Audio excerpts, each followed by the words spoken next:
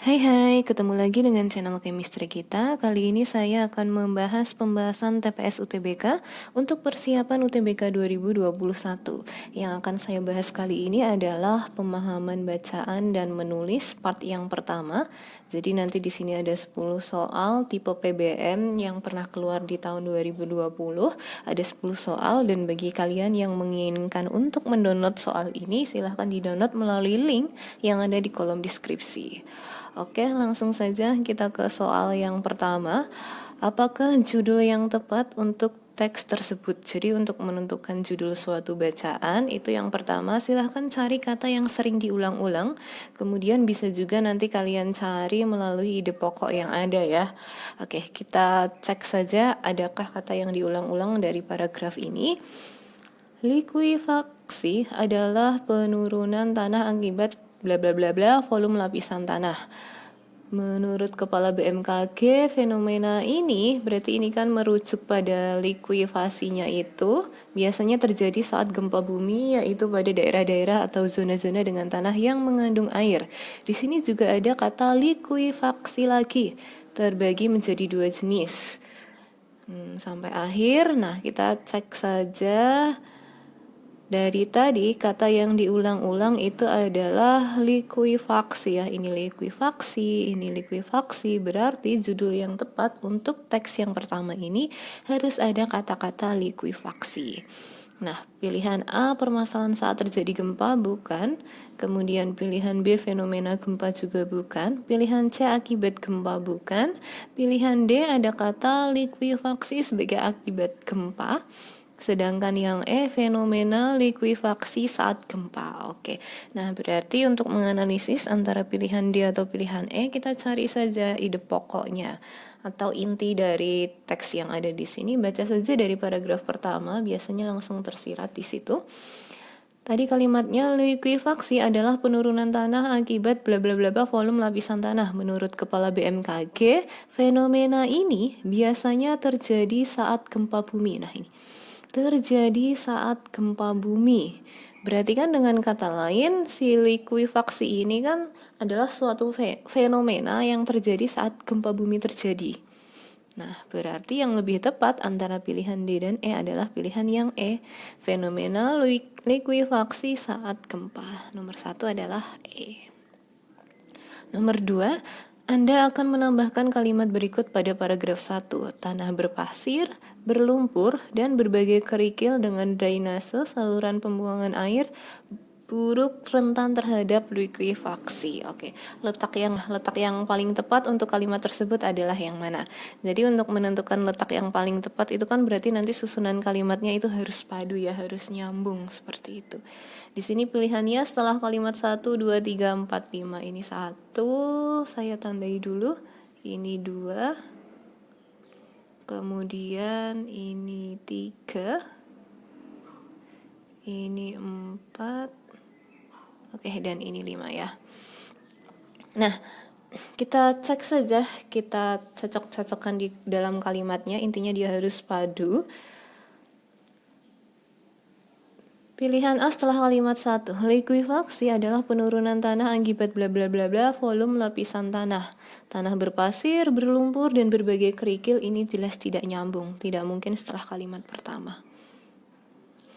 Menurut Kepala BMKG, fenomena ini biasanya terjadi saat gempa bumi, yaitu pada daerah-daerah atau zona-zona dengan tanah yang mengandung air, tanah berpasir, berlumpur, dan berbagai kerikil dengan drainase buruk rentan terhadap likuifaksi. Nyambung ya ini. Jadi kan dari kalimat 2 ini, setelah kalimat 2 ini itu menjelaskan bahwa fenomena likuifaksi itu terjadi saat gempa bumi pada daerah-daerah atau zona dengan tanah yang bagaimana? Ada tanah yang mengandung air, kemudian tanah berpasir, berlumpur, dan berbagai kerikil dengan drainase buruk rentan terhadap likuifaksi. Jadi yang paling tepat itu setelah kalimat kedua. Kita simpan dulu.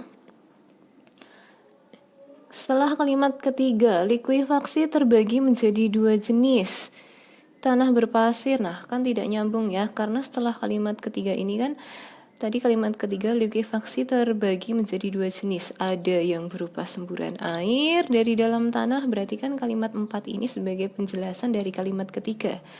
Di kalimat kelima pun dalam kasus yang kedua, berarti kan ini juga penjelasan dari kalimat yang sebelumnya. Jadi tidak mungkin kalimat ini kita letakkan setelah kalimat 3, 4, maupun 5.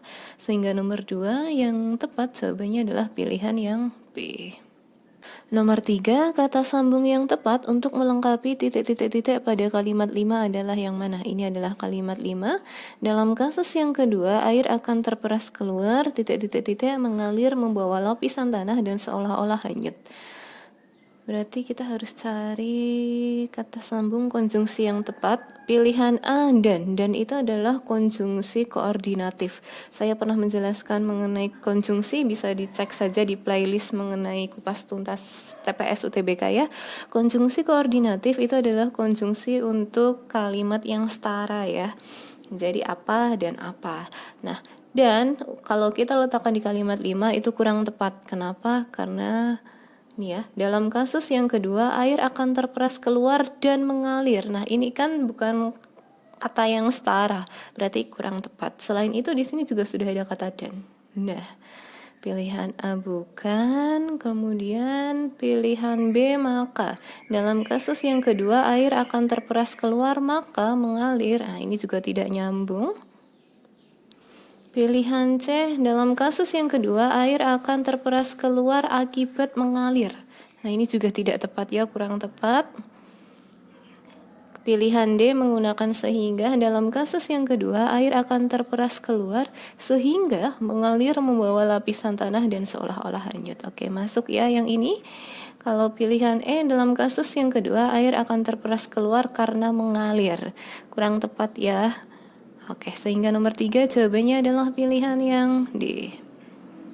Nomor 4, kata yang paling tepat untuk melengkapi titik-titik-titik pada kalimat 1 adalah yang mana? Likuifaksi adalah penurunan tanah akibat bla bla bla bla volume lapisan tanah. Oke.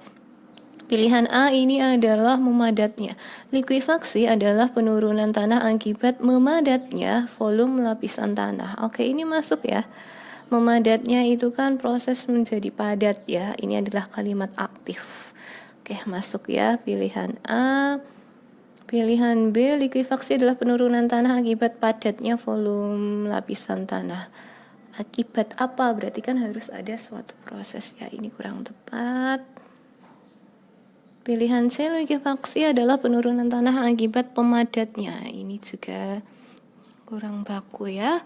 Kemudian pilihan E, likuifaksi adalah penurunan tanah akibat pemadatan volume lapisan tanah. Jadi pemadatan aslinya juga proses memadat, cuman kan di sini sudah ada pean nih. Nah, di sini pean lagi. Jadi kurang tepat. Pilihan E apalagi? Likuifaksi adalah penurunan tanah akibat padat. Nah, berarti nomor 4 jawaban yang tepat adalah pilihan yang A. Lanjut, nomor 5, kalimat 1 diperluas dari kalimat inti yang mana? Kalimat inti atau inti kalimat itu mengandung subjek dan predikat, di mana nanti inti kalimat itu boleh ditambahi oleh objek atau pelengkap. Tetapi unsur keterangan itu tidak termasuk ke dalam unsur inti kalimat. Jadi inti kalimat itu intinya boleh subjek predikat saja, atau subjek predikat objek, atau subjek predikat pelengkap. Tapi tidak boleh ada keterangan.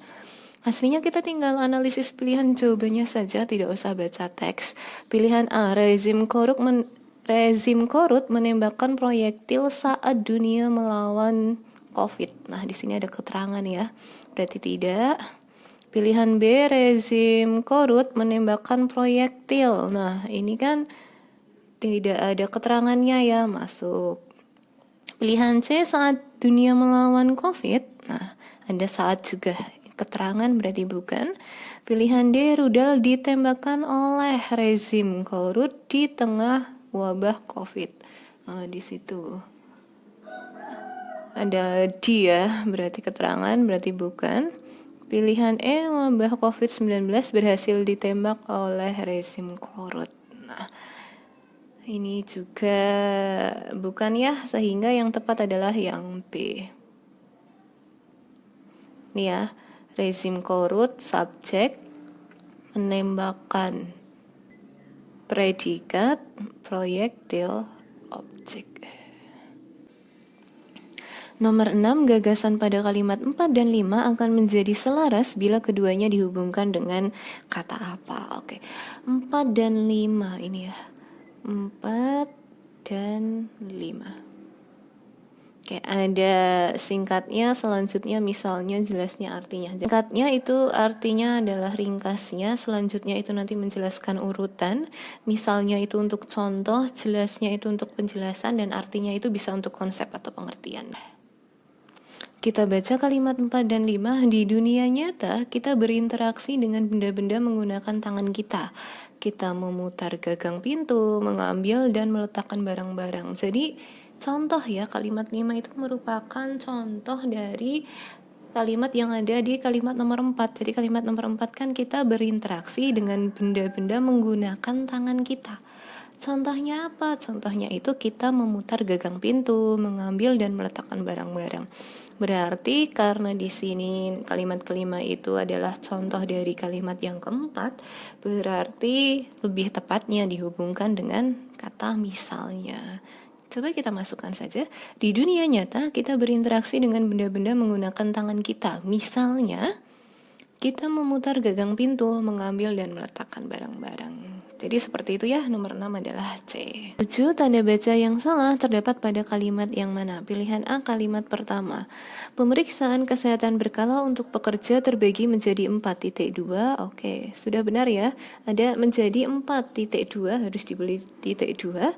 Pemeriksaan awal atau sebelum bekerja, koma. Pemeriksaan kesehatan berkala, koma. Pemeriksaan kesehatan yang bersifat khusus, koma. Dan pemeriksaan kesehatan purna bakti. Oke, sudah benar. Berarti bukan pilihan A, pilihan B, sehingga kalimat kedua ya. Parameter uji kesehatan berkala ditetapkan berdasarkan faktor risiko kesehatan yang timbul dari pekerjaan sehari-hari sehingga ini adalah konjungsi intrakalimat dan sudah benar sebelum dan setelah kata sehingga itu tidak perlu tanda koma. Pemeriksaan berkala berbeda untuk setiap pekerjaan, koma. Misalnya titik 2. Nah, ini yang harus hati-hati. Jadi kalau ada kata yakni, misalnya, contohnya seperti yaitu, itu silahkan langsung saja tanpa titik 2. Jadi misalnya pemeriksaan berkala untuk pekerja administrasi, koma, pekerjaan yang dan bahan kimia, koma, dan pekerja mekanik. Jadi ini tidak perlu tanda titik 2, langsung misalnya kata apa, koma, dan sebagainya. Jadi salah ya di kata misalnya itu titik 2-nya harusnya hilang. Berarti jawabannya adalah yang B. Tapi kita cek saja pilihan C, D, E. Pilihan C kalimat ketiga. Dengan demikian, koma, oke. Dengan demikian itu adalah konjungsi antar kalimat. Jadi setelah dengan demikian itu diberikan tanda koma. Hasil pemeriksaan kesehatan berkala bermanfaat untuk melihat dampak lingkungan kerja terhadap para pekerja dan perusahaan. Ini konjungsi koordinatif tadi ya, yang setara, tidak perlu tanda koma kalau hanya dua hal yang setara. Dapat segera mengambil tindakan segera untuk mengamankan lingkungan. Jadi sudah benar. Tanda baca di kalimat ketiga. Pilihan D kalimat ke-6. Selain untuk pengembangan kegiatan pencegahan dan promosi kesehatan kerja, koma. Oke, ini sudah benar ya. Jadi kayak selain itu, koma. Nah, gitu. Oke, pilihan E kalimat ke-7 dengan pemeriksaan berkala, koma. Oke, jadi ini kasusnya sama dengan demikian itu tadi ya. Jadi jeda makna penekanan dengan pemeriksaan berkala, koma, kejadian penyakit akibat kerja yang dapat menurunkan produktivitas kerja dapat diminimalkan sehingga keuntungan perusahaan terjaga dengan kesinambungan produksi hasil kerja pekerja yang sehat. Oke, nomor 8. Perhatikan kutipan berikut. Mempelajari sumber data yang berlimpah. Kutipan tersebut menjadi logis jika dilanjutkan dengan kalimat yang mana. Oke, kita lihat saja. Jadi nanti ini harus padu dan efektif ya kalau mau menjadi kalimat yang logis. Mempelajari sumber data yang berlimpah, dampak lingkungan global dapat dilihat oleh penggunaan lahan selama dapat dilihat, tapi yang melihat penggunaan lahan. Nah, ini tidak efektif nih, maknanya ambigu. Pilihan B, penggunaan lahan selama ribuan tahun yang terlihat oleh peneliti dapat berdampak pada lingkungan global. Penggunaan lahan selama ribuan tahun yang terlihat oleh peneliti dapat berdampak pada lingkungan global. Ini juga kurang tepat. Pilihan C, lingkungan global berdampak pada penggunaan lahan selama ribuan tahun yang peneliti lihat. Nah, ini nih. Ini tidak baku nih. Oke. Kemudian pilihan D, peneliti dapat melihat dampak lingkungan global akibat penggunaan lahan selama ribuan tahun semakin nyata. Ini juga tidak nyambung, ambigu nih di semakin nyata yang ini. Pilihan E, lahan yang telah digunakan selama ribuan tahun semakin terlihat nyata dan berdampak pada lingkungan global. Nah, ini nih yang tepat. Jadi kan mempelajari sumber data yang berlimpah, lahan yang telah digunakan selama ribuan tahun semakin terlihat nyata dan berdampak pada lingkungan global. Sehingga nomor 8 jawaban yang tepat adalah pilihan yang E. Nomor 9 dalam kalimat dalam kalimat 1 ini frasa memiliki pengetahuan, keterampilan tentang kesehatan dan membentuk sikap hidup sehat akan memiliki kesejajaran bentuk jika diperbaiki menjadi apa. Jadi kalau kesejajaran itu adalah kesamaan bentuk kata atau imbuhan yang digunakan. Jadi kalau menggunakan imbuhan di ya di semua, yang semua. Oke, kita lihat saja. Pilihan A, memiliki pengetahuan tentang kesehatan, keterampilan, dan hidup sehat. Ini kurang tepat ya. Ini tidak sejajar dia. Pilihan B, memiliki pengetahuan tentang kesehatan. Oke, ini memiliki keterampilan tentang kesehatan dan pembentukan. Ini beda semua. Dan sebagainya tidak sejajar. Pilihan C, memiliki pengetahuan tentang kesehatan, terampil merawat kesehatan, dan membentuk. Oke, ini yang menjadi masalah di kata yang kedua nih. Kemudian yang D, memiliki pengetahuan tentang kesehatan, keterampilan tentang kesehatan, dan membentuk. Nah, ini juga masalahnya di sini. Pilihan E, memiliki pengetahuan tentang kesehatan, menguasai keterampilan merawat kesehatan, dan membentuk sikap hidup sehat. Oke, ini ya, ini sejajar menggunakan semua. Sehingga nomor 9 jawabannya adalah yang E. Nomor 10, apabila gagasan pada bacaan di atas dipisahkan menjadi 2 paragraf, bagaimanakah pengelompokan kata-kata agar gagasan pada masing-masing paragraf padu dan utuh? Jadi kalau mau membuat paragraf yang baru, itu satu paragraf minimal ada 3 kalimat, dan nanti konjungsi tidak bisa digunakan sebagai awal paragraf ya. Jadi pilihan A itu kan kalau kita pisah ada 1, 2, dan 3, 4, 5, 6, 7, 8, 9. Nah, nanti kan kasusnya jadinya paragraf 1 ini hanya 2 kalimat, padahal satu paragraf itu minimal 3 kalimat. Jelas bukan pilihan yang A? Pilihan B, oke kita cek saja. 1, 2, 3, 4. Jadi pemotongannya ada di kalimat 3 dan 4 ya. Saya akan baca kalimat 3 dan 4. Kalimat 3. Hal ini terjadi karena adanya interaksi antara stimulus dan respon. Artinya, jadi kalimat 4 ini masih penjelasan untuk kalimat ketiga. Nah, tidak bisa kita pisah dia untuk menjadi paragraf baru. Pilihan C, 1, 2, 3, 4, 5. Oke, 4 dan 5. Artinya, belajar merupakan bentuk perubahan kemampuan siswa bertingkah laku dengan cara yang baru. Seseorang dianggap belum belajar sesuatu jika ia belum dapat menunjukkan perubahan tingkah laku. Nah, ini masih berkaitan nih.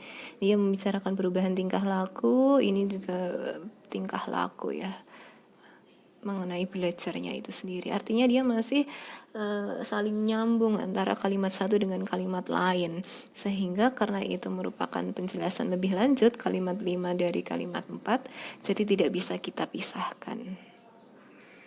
Pilihan D antara kalimat 5, 6 ya, ini pemisahnya, kita cek saja. 5. Seorang dianggap belum belajar sesuatu jika ia belum dapat menunjukkan perubahan tingkah laku. Titik. Banyak siswa sudah belajar giat, namun mereka belum bisa mengerjakan hitungan perkalian. Oke, jadi kalimat ke-6 ini sudah bukan penjelasan dari kalimat ke-5. Jadi bisa kita cut di sini. Nah, untuk jadikan kalimat 6 ini menjadi kalimat yang baru. Kita simpan dulu pilihan D. Pilihan E antara kalimat 6 dan 7 kita cek. Banyak siswa sudah belajar giat, namun, nah ini kan adalah konjungsi dan dia pasti penjelasan lebih lengkap dari kalimat sebelumnya. Jadi tidak mungkin nomor 10, jawabannya adalah pilihan yang D. Oke, cukup sekian untuk penjelasan soal PBM part yang pertama ya, TPS UTBK persiapan tahun 2021. Jika ada yang mau ditanyakan silahkan ditanyakan, see you.